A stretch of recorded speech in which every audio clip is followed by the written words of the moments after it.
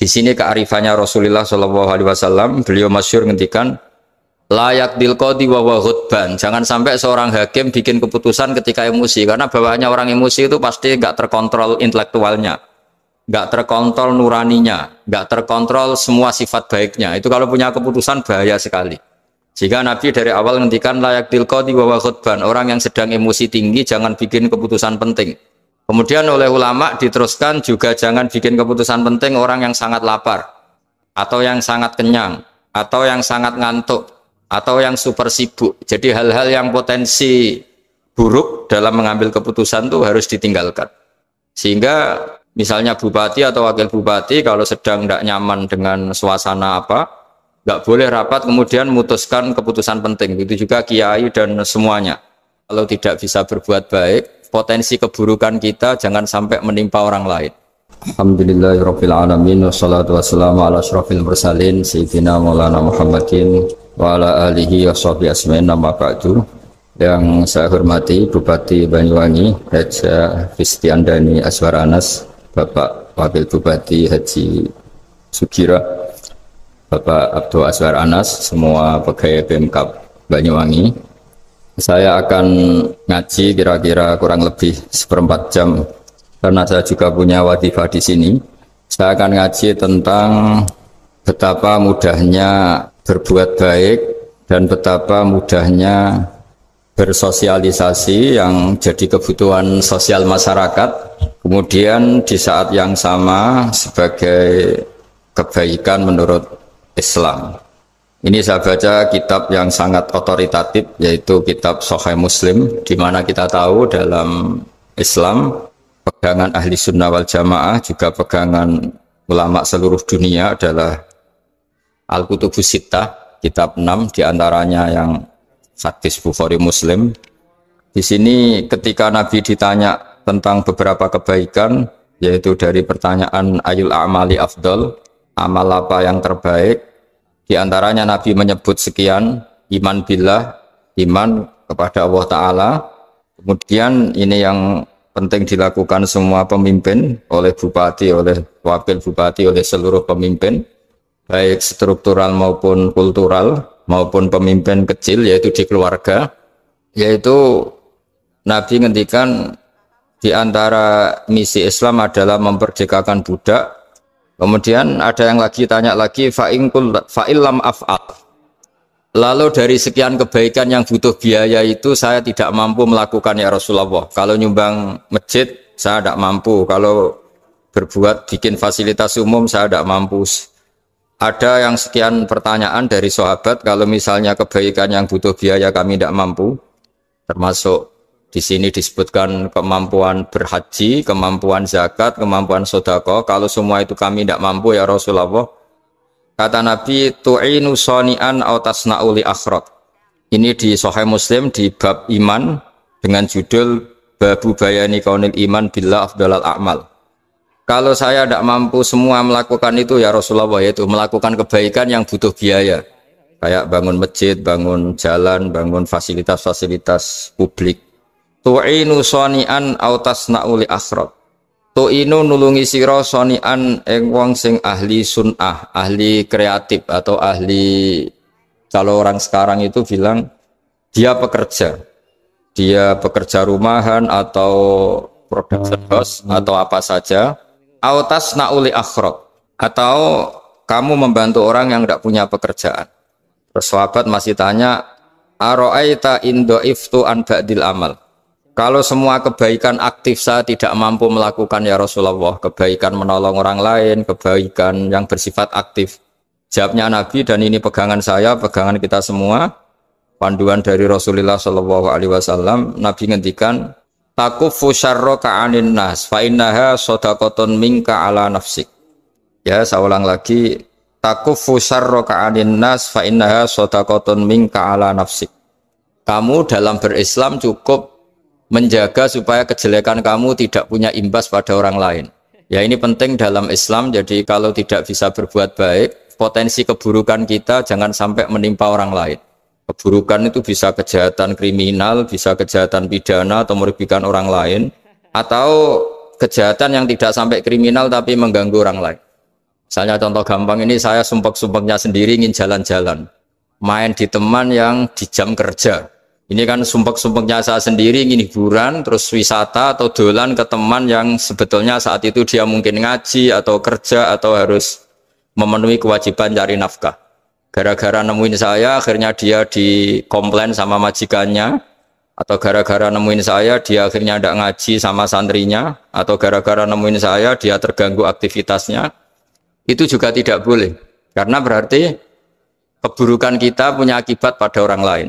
Jadi kaidah dalam Islam itu kalau tidak berbuat baik, potensi keburukan kita ini jangan sampai menimpa orang lain. Sehingga di sini Islam menyarankan uzlah. Uzlah itu nyepi. Jadi misalnya kita baru penat, baru bawaannya itu emosi, baru gak suka kumpul orang, itu ya sebaiknya jangan jalan-jalan. Karena di antara kebaikan Islam itu tabassum, senyum, atau talqatu wajhin, ceria.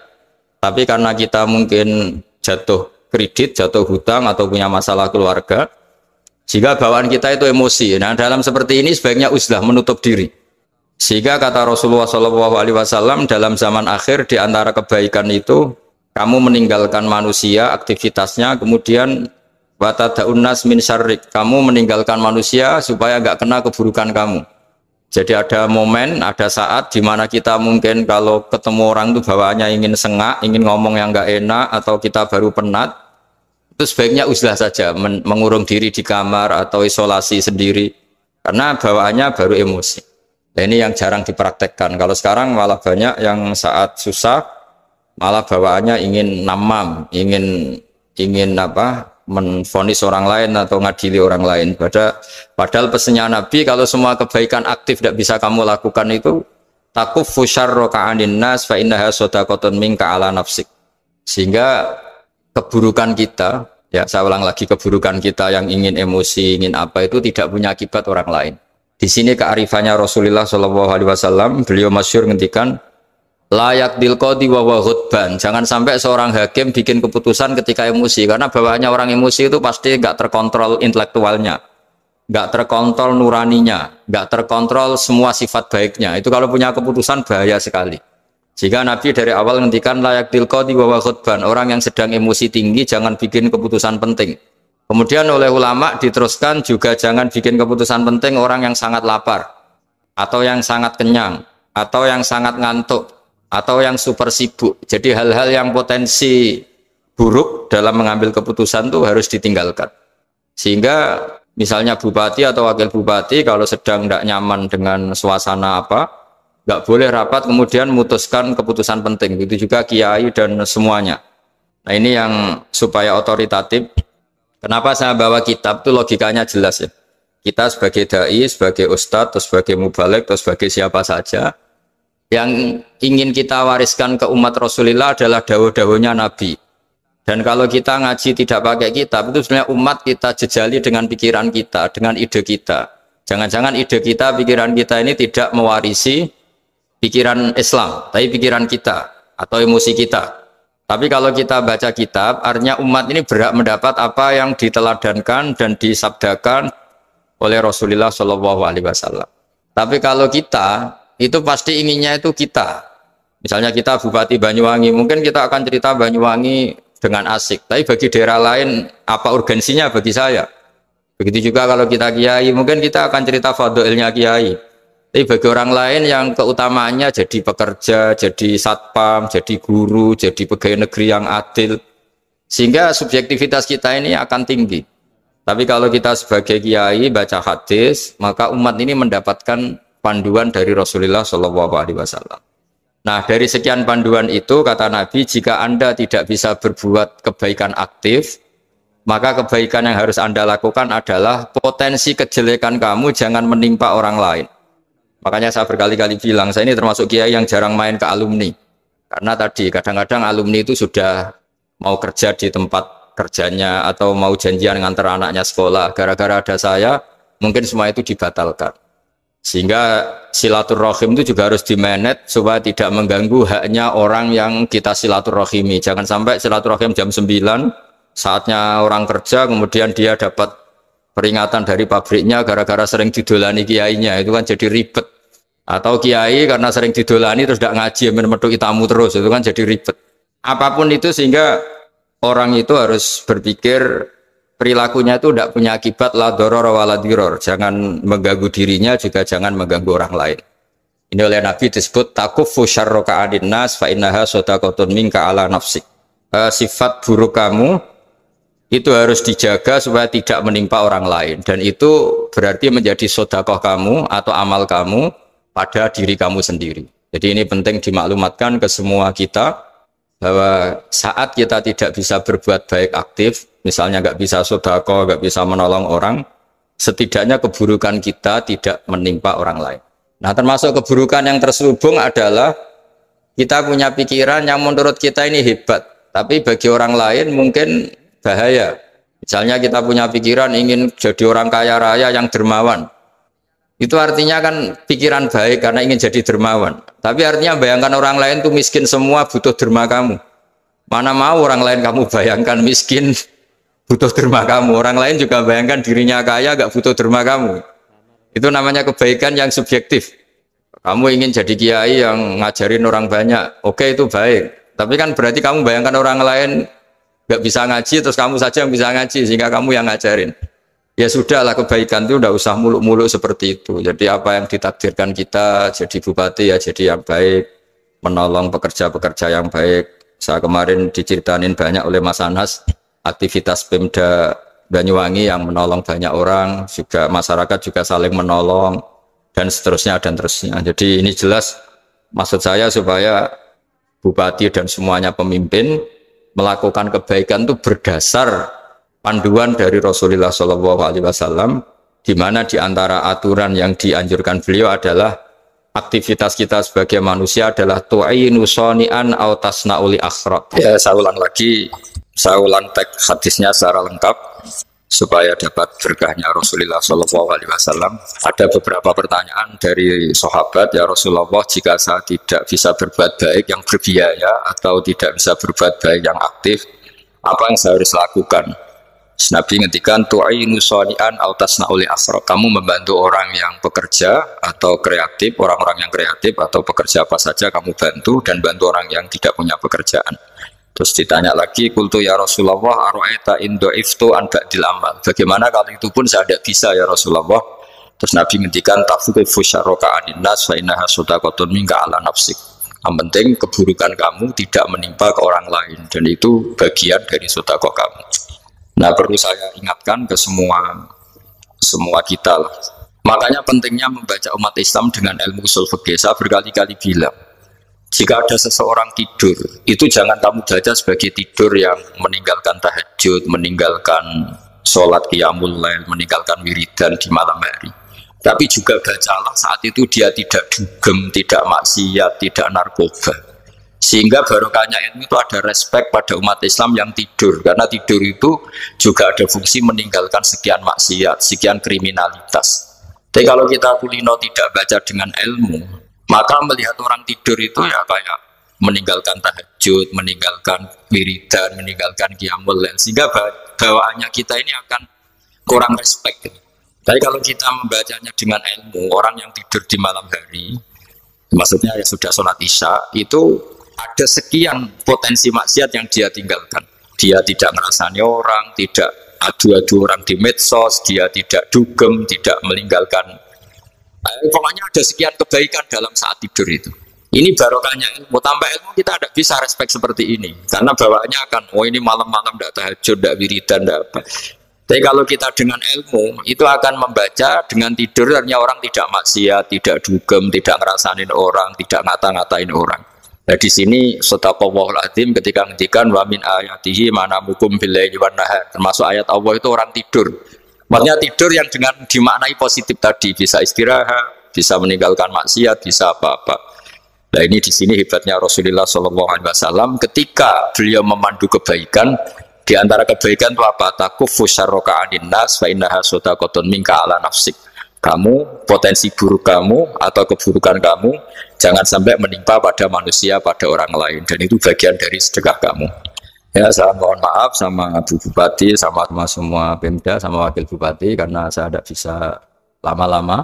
Saya punya wadifah. Tadi ini pun sudah ngurting ngaji saya karena saya harus ikut ngaji di sini.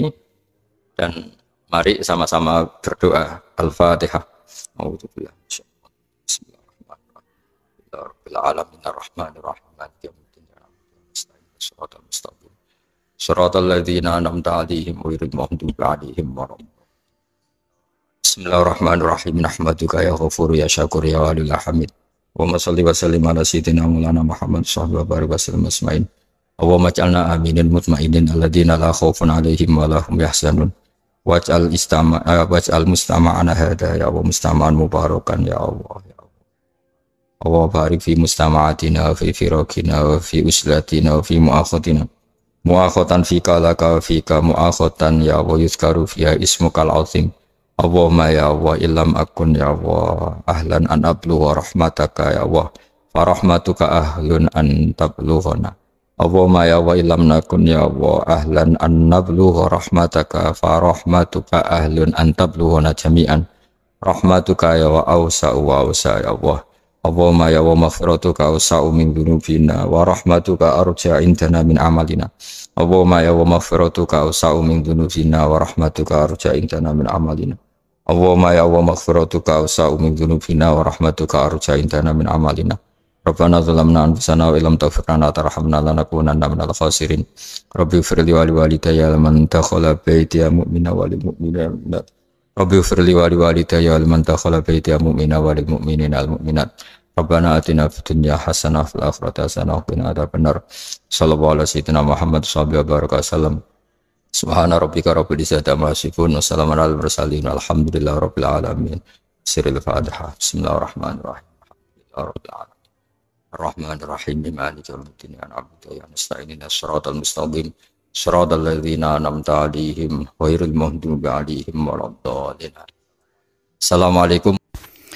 Ya itulah teman-teman semua, sedulur-sedulur semua, tentang ngaji kita kali ini bersama dengan Gus Baha, Kiai Haji Bahodin Nur Salim, di mana dalam acara ngaji di kantor pemerintah Kabupaten Banyuwangi bersama dengan Bupati, Wakil Bupati dan jajaran Pemda Kabupaten Banyuwangi pada saat itu Gus Baha. Nah, reaction kita pada ngaji kali ini, kita sudah mencatatkan beberapa perihal ataupun hal-hal yang menjadi rangkuman dalam ngaji kita pada kali ini. Di antaranya yaitu yang pertama adalah betapa mudahnya berbuat baik dan betapa mudahnya bersosial masyarakat sekaligus dihitung sebagai ibadah umat Islam. Itu adalah tema utama dari ngaji bersama dengan Gus Baha kali ini. Kemudian beberapa kebaikan, amal yang terbaik itu dikatakan bahwasanya amal terbaik itu adalah iman pada Allah. Kemudian di antara misi Islam adalah memerdekakan budak, berhaji, zakat dan sedekah. Artinya mengeluarkan uang di situ. Nah, kemudian ada yang menanyakan lagi, bila tidak mampu melakukan semua kebaikan yang membutuhkan biaya, lalu amal apa yang terbaik? Kemudian dijawab bahwasanya amal terbaik ketika memang tidak bisa beramal dengan yang membutuhkan biaya, maka menolong orang yang punya kreativitas atau memberi pekerjaan pada orang yang tidak punya pekerjaan itu termasuk sebagai amal yang terbaik. Intinya menolong orang lain. Nah, kemudian bagaimana bila ibadah aktif ataupun menolong orang lain itu tidak bisa dilakukan? Lalu apa amal terbaik? Maka jawabannya adalah jika tidak bisa berbuat baik secara aktif ataupun tidak bisa berbuat baik menggunakan biaya, maka jangan sampai potensi keburukan kita menimpa orang lain. Sehingga Islam menyarankan ketika memang sedang jenuh atau sedang marah atau sedang apapun itu yang sumpek kira-kiranya, Islam menyarankan untuk uzlah atau untuk menyendiri, merenung dan lain sebagainya. Kemudian di antara kebaikan Islam adalah tabasam atau senyum, atau juga mempunyai wajah yang ceria atau sumeringah ya, cerah, tidak merepotkan orang lain atau mengganggu hak orang lain, termasuk bertamu ketika sedang tidak luang orang yang ditamui kita. Itu termasuk kebaikan yang bisa dilakukan secara gratis. Kemudian jangan sampai seorang hakim mengambil keputusan ketika emosi, ketika terlalu lapar, ketika sangat kenyang, sangat ngantuk dan sangat sibuk. Karena pada saat itu tidak bisa terkontrol nuraninya, tidak bisa terkontrol intelektualnya, dan tidak bisa terkontrol sifat baiknya. Jadi hal-hal yang berpotensi buruk jangan sampai pada saat itu mengambil keputusan yang mana kondisinya adalah tidak bisa mengendalikan diri. Kemudian saat ngaji harus membawa kitab atau referensi berdasarkan keilmuan ilmiah, ilmu yang berpanduan dari Rasulullah SAW.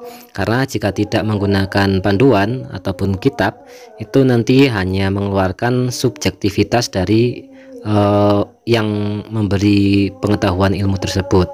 Jadi bukan berdasarkan ilmu yang berpanduan dari Rasulullah gitu. Khawatirnya seperti itu. Kemudian saat kita tidak bisa berbuat baik secara aktif, membantu orang lain atau menyumbang hartanya untuk orang lain, maka kebaikan yang bisa dilakukan adalah menjaga agar jangan sampai potensi keburukan kita itu menimpa orang lain atau merepotkan orang lain. Maka ini menjadi sedekah untuk kita. Kemudian yang terakhir, pentingnya membaca umat Islam dari sisi ilmu fikih. Contoh saat orang tidur, itu bukan berarti dia meninggalkan ibadah, tapi pikirkanlah bahwa ketika orang itu tidur, maka berarti dia meninggalkan sekian potensi keburukan yang mungkin bisa terjadi ketika dia tidak tidur. Kemudian ini barokahnya ilmu fikih, sehingga landasan orang tidak melakukan kebaikan secara aktif pun bisa bernilai ibadah. Kemudian mulailah niatkan semua kegiatan keseharian kita untuk ibadah atau minimal meninggalkan keburukan, maka itu adalah suatu kebaikan. Nah itu teman-teman sedulur semua yang bisa kita catatkan dalam kajian kita kali ini sebagai rangkuman. Mungkin ada salah kata ataupun salah mencatatkan rangkuman ini, mohon dimaafkan. Yang terpenting di sini adalah Gus Baha itu mengingatkan kita bahwa ini adalah beberapa kebaikan yang bisa kita lakukan ketika kita menjadi pemimpin. Karena di sini konteksnya adalah Gus Baha ini ngaji di kantor Kabupaten Banyuwangi bersama dengan Bupati, Wakil Bupati dan jajaran Pemda Kabupaten Banyuwangi. Kemudian di sini juga ditegaskan oleh Gus Baha, disinggung mengenai ketika seorang hakim itu mengambil keputusan itu jangan sampai ketika emosi, ketika terlalu lapar, ketika terlalu sangat kenyang, sangat ngantuk dan sangat sibuk, ataupun ketika dia itu tidak bisa mengontrol nurani, intelektual dan sifat baik yang ada pada dirinya. Termasuk ya mungkin bisa kita lihat pada kondisi Indonesia saat ini, itu kondisi hakim yang ada di Indonesia sebagai lembaga yudikatif itu ya harusnya tidak mengambil keputusan atau memutuskan suatu perkara ketika ada hal-hal yang menyangkut emosi, menyangkut lapar, kenyang ataupun ngantuk, ataupun yang mana dia itu tidak bisa mengontrol dirinya sendiri. Ya mungkin itu yang bisa kita catatkan.